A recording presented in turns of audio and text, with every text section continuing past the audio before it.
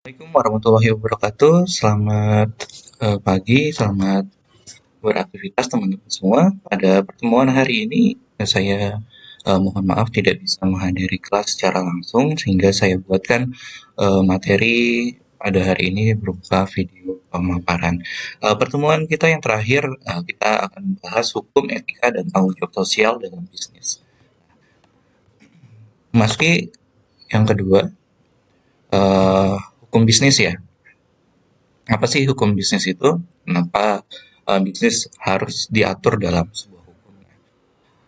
Hukum bisnis itu adalah seperangkat hukum untuk mengatur jalannya bisnis. Bagaimana bisnis ini berjalan. Jangan sampai kegiatan bisnis kita akan merugikan sebagian stakeholder yang lain.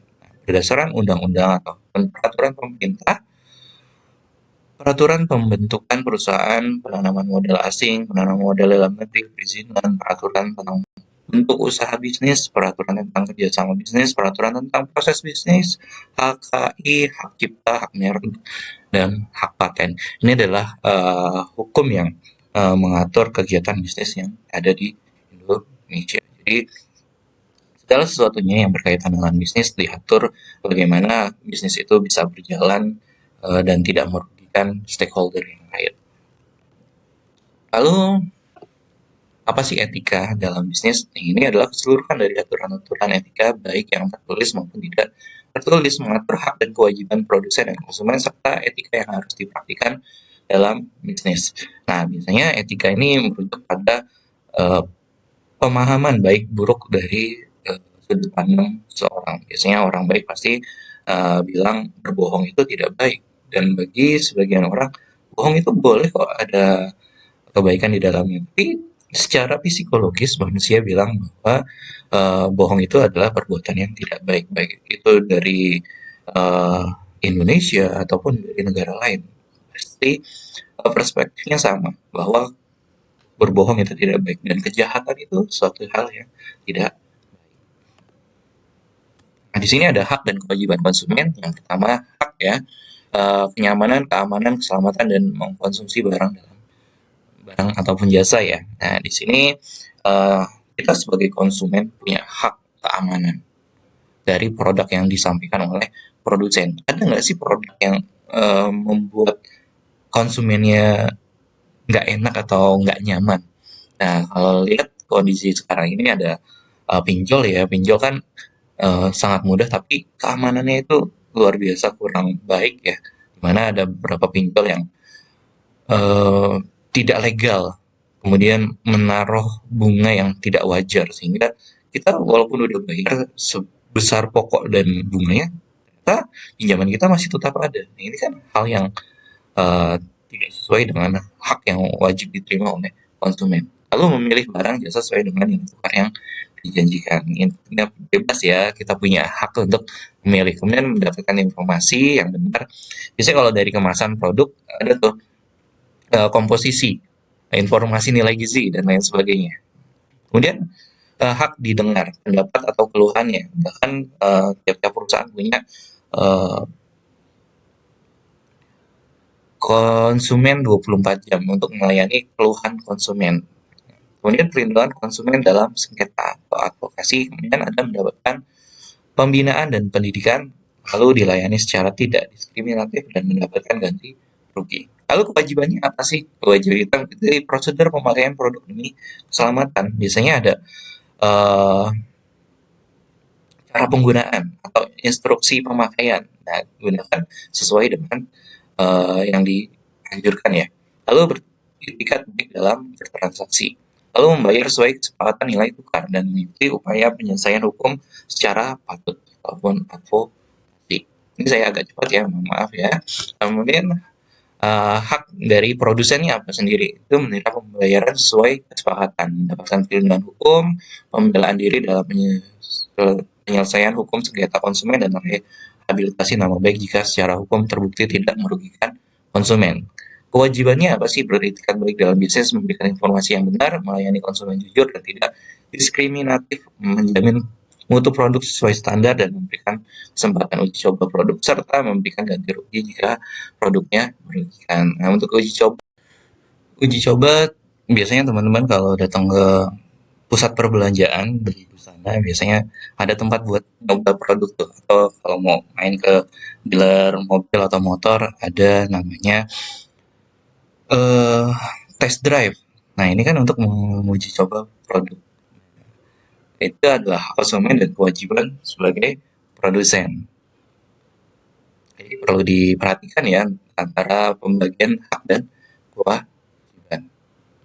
Lalu ini adalah dasar etika pada bisnis. Ya, yang pertama adalah sopan santun, integritas, menjaga janji, kesetiaan, atau ketaatan, kejujuran, menjaga satu sama lain, saling menghargai satu sama lain, organ negara yang bertanggung jawab, lalu pengerjaan keuangan, lalu dapat dipertanggungjawabkan.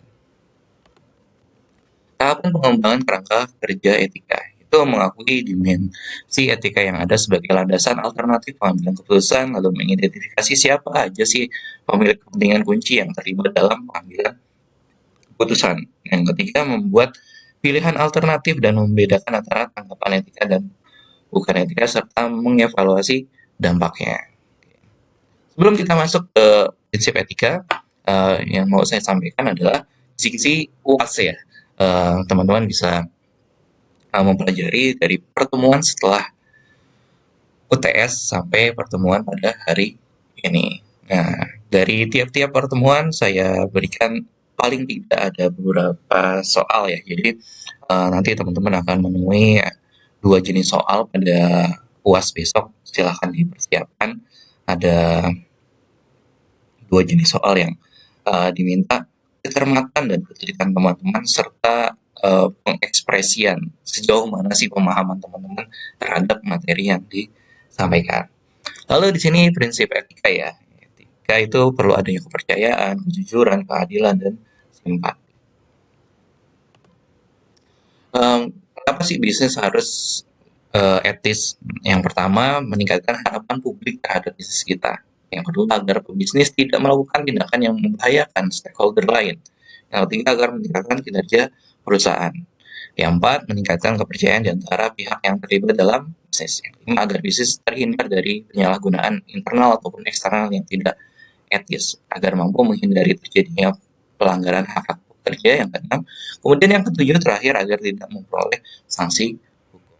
Jadi bisnis juga punya etika ya, jangan sampai bisnis uh, bikin pencemaran, merusak lingkungan dan lain sebagainya. Itu bisnis yang bisa dikatakan tidak akan berlangsung lama. Ini ada unsur etika bisnis, ada pengendalian diri, pengembangan tanggung jawab sosial, penerapan konsep pembangunan berkelanjutan, sampai nanti menanamkan saling percaya. Ini dampak etika bisnis, pelanggaran etis bisnis, di mana citra perusahaan akan buruk di mata publik, menerima tuntutan hukum yang mahal, tingkat kecurangan oleh karyawan menjadi tinggi, bisnis tidak bertahan jangka panjang. Jadi ketika bisnis tidak beretika, maka konsekuensi inilah yang akan diterima oleh pelaku bisnis. Dan ketika menerapkan etika bisnis, maka akan timbul kepercayaan rekan bisnis. Perolehan laba meningkat, mendorong kemajuan bisnis, dan peluang bisnis terus sustain sampai jangka waktu yang panjang. Ini tanggung jawab sosial, pengakuan bahwa kegiatan bisnis berdampak pada masyarakat dan pertimbangan terhadap dampak dalam pengambilan keputusan bisnis. Ada model ekonomi, ada model sosial ekonomi. Nanti teman-teman silakan dicermati dan diskusikan ya di forum Elita tentang model ekonomi dan model sosial ekonomi. Bagaimana sih penerapannya? Lalu menerapkan program tanggung jawab sosial. Ini harus komitmen dari manajemen puncak, kemudian membuat perencanaan, penunjukan direktur sebagai orang yang merekomendasikan kebijakan spesifik. Lalu ada audit sosial. Dan yang terakhir adalah sumber pendanaan program tanggung jawab sosial nih. Ada konsumen melalui harga produk yang lebih tinggi. Nanti akan disisihkan oleh perusahaan untuk uh, dana CSR mereka. Kemudian ada korporasi, ternyata korporasi nggak tinggal diam, bukan hanya dari konsumen, bahkan dari korporasi akan menyediakan dana untuk CSR-nya. Lalu ada pemerintah, yaitu dalam bentuk insentif pengurangan pajak. Inilah dana-dana CSR yang akan digunakan perusahaan untuk bagaimana mengurangi dampak uh, dari proses bisnis yang mereka lakukan. Terima kasih. Wassalamualaikum warahmatullahi wabarakatuh.